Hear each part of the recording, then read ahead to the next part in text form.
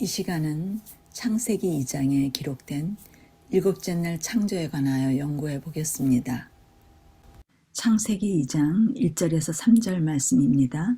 천지와 만물이 다 이루니라. 하나님의 지으시던 일이 일곱째 날이 이를 때에 마치니 그 지으시던 일이 다음으로 일곱째 날에 안식하시니라. 하나님이 일곱째 날을 복주사 거룩하게 하셨으니 이는 하나님이 그 창조하시며 만드시던 모든 일을 마치시고 이날에 안식하셨음이더라. 여섯째 날까지의 창조를 마친 후에 하나님께서 일곱째 날을 안식하시기 위하여 창조하셨다고 합니다. 일곱째 날을 창조하신 것은 물질이 아니라 안식의 날을 창조하셨는데 24시간의 복을 주셔서 거룩하게 하시고 자신이 창조한 사람과 함께 안식하셨다고 합니다. 여기서 하나님께서 창조의 일을 모두 마치시니까 하나님도 안식하시는 것을 볼 수 있습니다. 하나님께서 일곱째 날에 쉬실 수 있는 조건은 여섯째 날까지 모든 것을 창조하신 후에 쉬실 수 있었습니다. 사람이 하나님의 형상으로 창조함을 받은 후에 일곱째 날을 창조하셨는데 만약 사람이 하나님의 형상으로 창조되지 않았다면 일곱째 날은 존재하지 않았을 것입니다. 반드시 안식일을 맞이하기 위하여 사람은 하나님의 형상으로 창조되어야 하고 하나님은 그때 비로소 안식하실 수 있습니다. 하나님과 사람이 함께 안식해야 날의 복을 받고 거룩한 안식일이 될 수 있습니다. 사람의 쉼과 하나님의 쉼의 만남이 예배가 됩니다. 인류 역사의 시작 시간은 일곱째 날 안식일에 하나님과 사람의 연합의 교제로서 시작되었습니다. 일곱째 날은 가정제도가 출발되었고 예배제도가 출발된 시간입니다.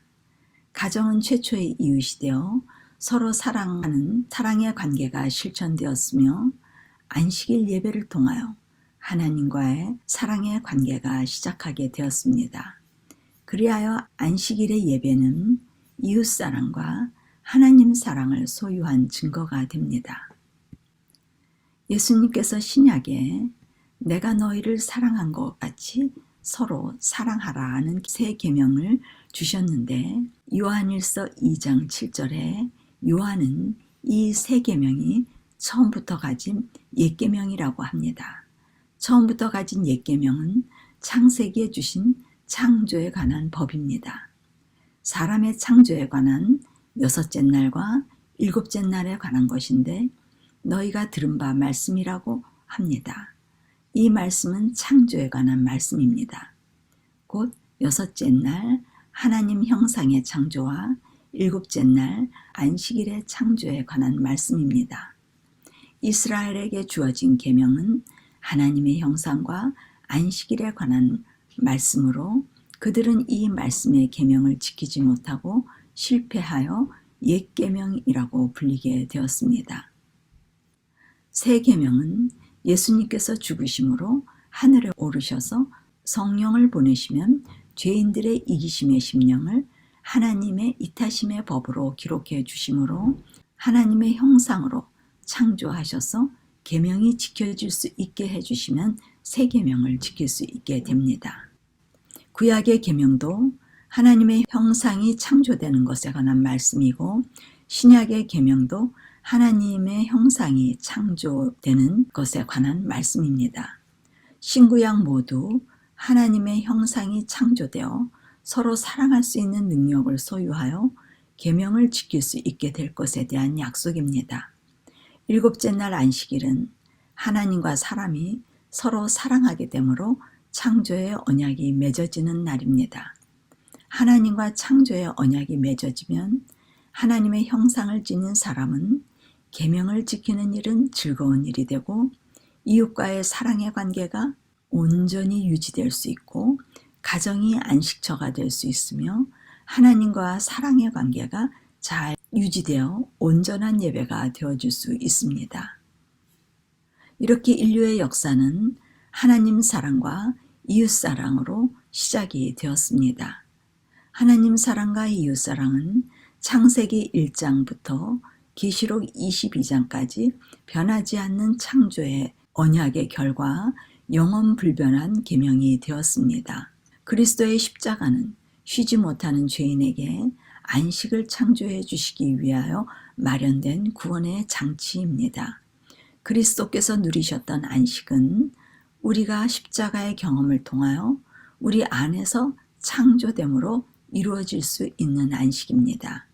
이 창조된 안식은 외부의 어떤 요동하는 유혹과 공격으로도 안전하게 지켜주고 그리스도의 평강을 유지시켜주는 방주의 역할을 합니다. 쉼과 안식이란 반드시 생명을 얻은 후에 오는 현상입니다. 창조교리의 순서가 아주 중요합니다. 하나님께서 창조하실 때 무질서하게 마음 내키는 대로 창조하신 것이 아니라 순서와 절차가 질서 있게 창조되어 한치의 오차도 없이 순서적으로 일어나 생명법이 되었습니다. 안식일은 하나님 형상의 창조가 증거로 도장 혹은 인과 같은 것입니다. 계시록에 구원받은 자들이 하나님의 인을 받는다는 말씀은 그들이 그리스도를 모심으로 하나님의 형상이 회복되었고 안식을 소유하여 여섯째 날 창조가 마쳐지고 일곱째 날 안식일을 지키게 된 사람들입니다. 반드시 그리스도를 마음에 모셔서 안식이 회복되어진 사람들은 다음 순서인 안식일의 회복이 일어나게 되며 새 언약의 하나님의 법이 마음에 기록되어 하나님 사랑과 이웃 사랑이 심령에 나타나게 됩니다. 우리 모두 일곱째 날 거룩한 안식일의 예배를 위하여 우리 안에 하나님의 형상이 창조되는 새 언약의 약속이 우리의 것이 되고 계명을 지키는 사람이 되는 일에 고민해야 합니다. 마가복음 2장 27절에서 28절 말씀입니다. 또 이르시되 안식일이 사람을 위하여 있는 것이요 사람이 안식일을 위하여 있는 것이 아니니 이러므로 인자는 안식일에도 주인이니라. 하나님과 인류에게 가장 행복한 날인 안식일은 사람을 위하여 있는 날입니다.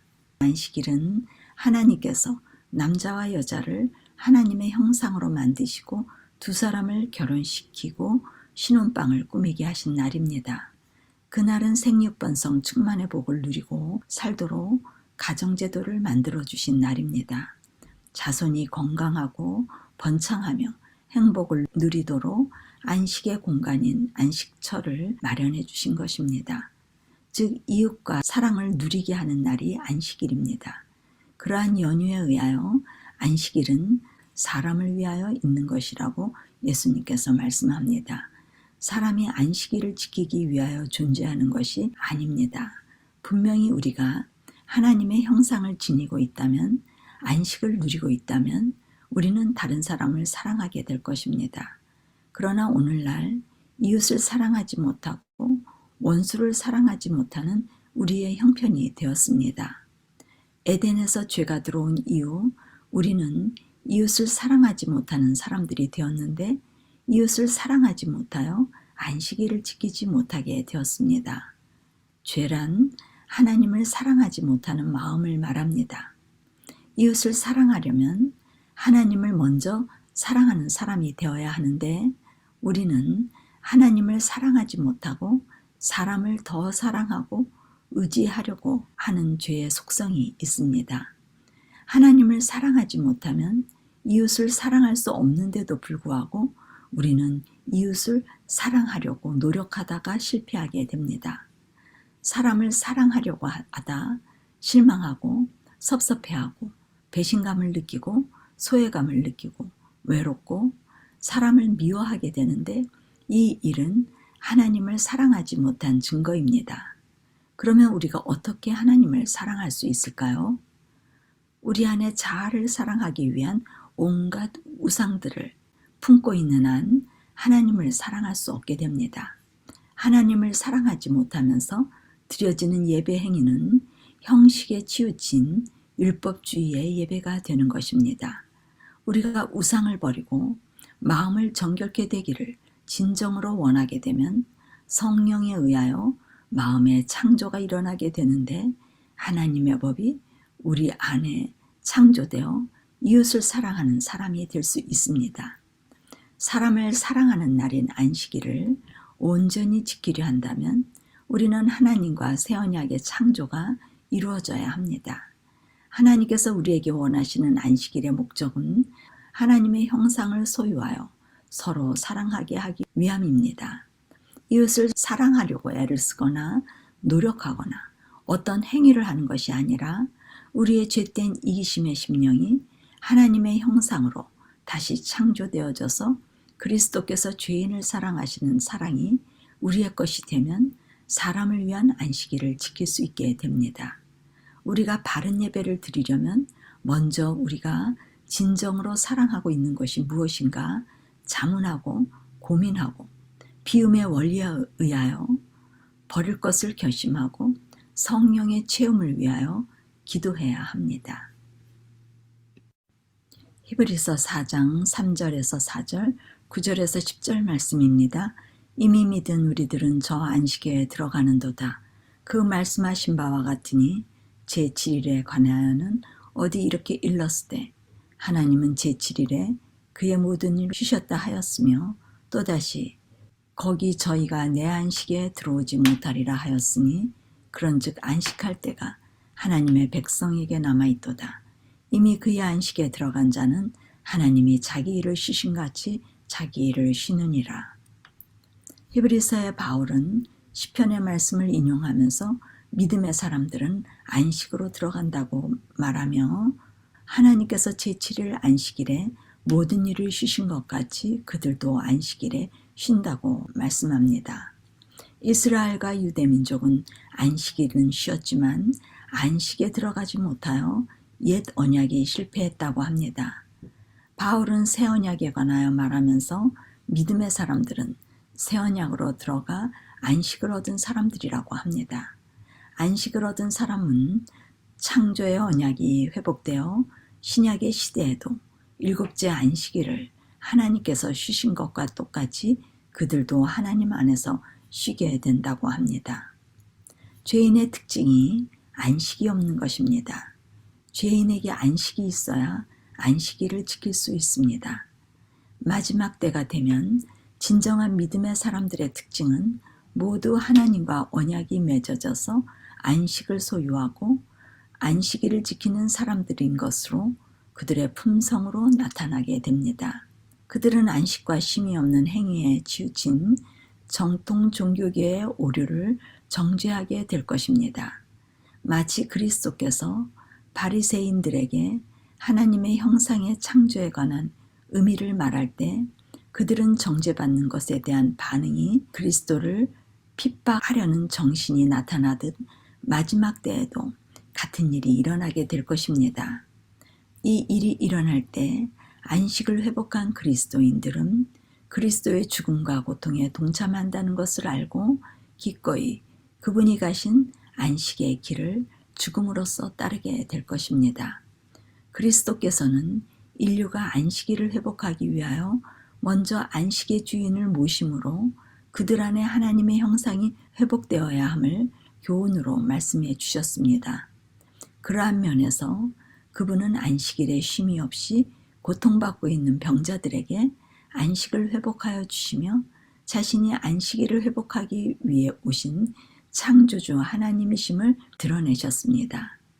그분은 다시 에덴의 창조교리가 회복되어지기 위하여 자신의 사명이 맞춰질 것에 대한 말씀을 하셨지만 정통의 기존 종교 지도자들의 지식과 선입관은 안식일을 범하고 있는 것처럼 여김으로 그분의 사명을 분별하지 못했습니다.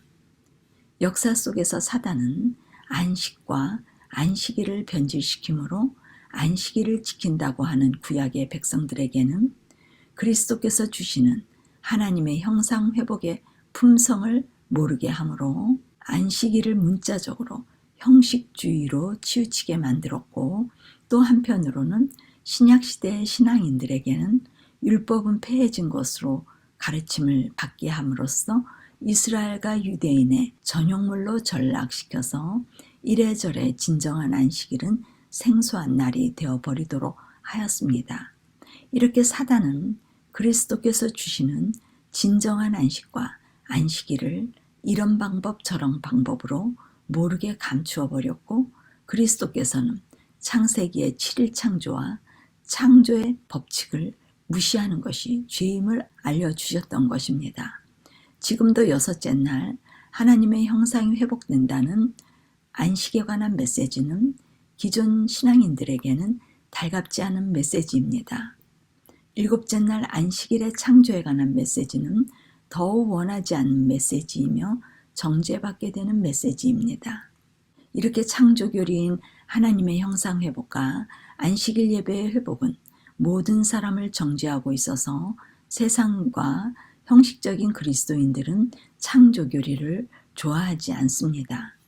창조교리를 이야기하는 사람들을 근본주의자들이라고 극단으로 취급합니다. 그런 사고로 어떻게 이 세상에 살아? 너무 극단적이야.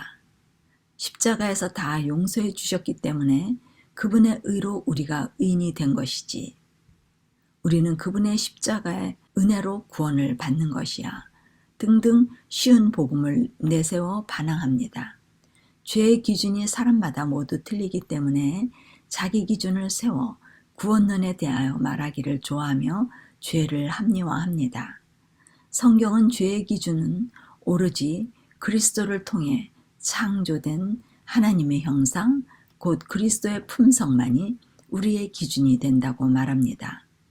이렇게 사단의 유혹에 의하여 에덴에서부터 하나님의 형상이 파괴되었고, 그리스도 시대에도 역시 하나님의 형상 회복에 분별이 없게 되었고, 지금의 시대에도 여전히 분별할 수 없도록 하여 하나님의 형상 회복에 대하여 가려버리려는 사단의 노력이 역사 속에서 강력하게 지속적으로 이루어져 왔습니다. 그분이 창조해 주시는 하나님의 형상은 사람들에게 쉼과 안식을 줍니다. 쉼과 안식은 관계의 행복을 가져다 줍니다. 쉼과 안식은 안식의 주인이 모든 것을 책임지시는 분이시니 자신의 모든 짐을 내려놓으라고 권면합니다. 그러나 사단은 인류에게 하나님께 모든 것을 맡기게 되면 우리는 아무것도 할 수 없다는 것은 비현실적이며 성실하지 못하다고 말하고, 원하는 것을 성취할 수 없을 거라고 주입하며 가장 비참한 신세가 될 거라고 말합니다. 가난하게 살게 되고 다른 사람들에게 멸시를 받게 될 것이라는 생각을 갖도록 하므로 사람들이 모든 것을 맡기지 못하도록 안식에 대한 고정관념을 오해하도록 가르치고, 안식에 대하여 밀폐시키고 알지 못하게 함으로 모든 인류는 스스로 책임지는 것에 익숙해져 왔고, 스스로 짐을 지고 책임지는 것이 성실하고 착실하게 이 세상에서 현실적으로 잘 사는 것이라는 사상을 갖게 하였습니다. 그리하여 쉼과 안식이라는 것은 도리어 불안을 조성하는 생각을 갖도록 하며 게으르고 의존적이며 생산적이지 못한 단어로 전락이 되어버렸습니다. 이 쉼과 안식이 없으므로 불안의 결과 나타나는 특징이 관계가 파괴되는 일입니다. 그것으로 하나님과의 관계가 파괴되고 예배의 의미가 변질되었고 이웃과의 관계가 파괴되어 가정의 관계가 망가지게 되었습니다. 결국 하나님과의 관계가 파괴되고 안식을 잃어버리고 하나님을 믿지 못하는 상태가 되었고, 이웃과의 관계가 파괴되어 관계 속에서 스트레스를 받고 사는 상태가 되므로 생명력이 약화되는 시대에 살고 있습니다. 쉼과 안식이 없으므로 인류는 불행과 죽음에 이르게 되었습니다. 안식의 주인이신 그리스도를 통하여 참 안식과 안식일 회복을 통해 우리는 창조 언약이 다시 회복되어야 합니다. 그들의 심령에 천국이 회복되어 에덴 회복이 이루어지므로 하나님께서 계획하신 창조의 본래의 목적으로 돌아가야 합니다. 오늘날 그리스도인들에게 이 회복이 일어나면 하나님 사랑의 증거로 예배가 회복되는 복이 이르게 되며 이웃사랑이 실천되어 관계 회복으로 이어지며 관계의 회복은 영원한 행복을 보장해 줍니다. 우리의 관계가 사랑을 나누는 행복한 관계인지 가족과의 관계, 이웃과의 관계를 다시 한번 살펴보아야 합니다.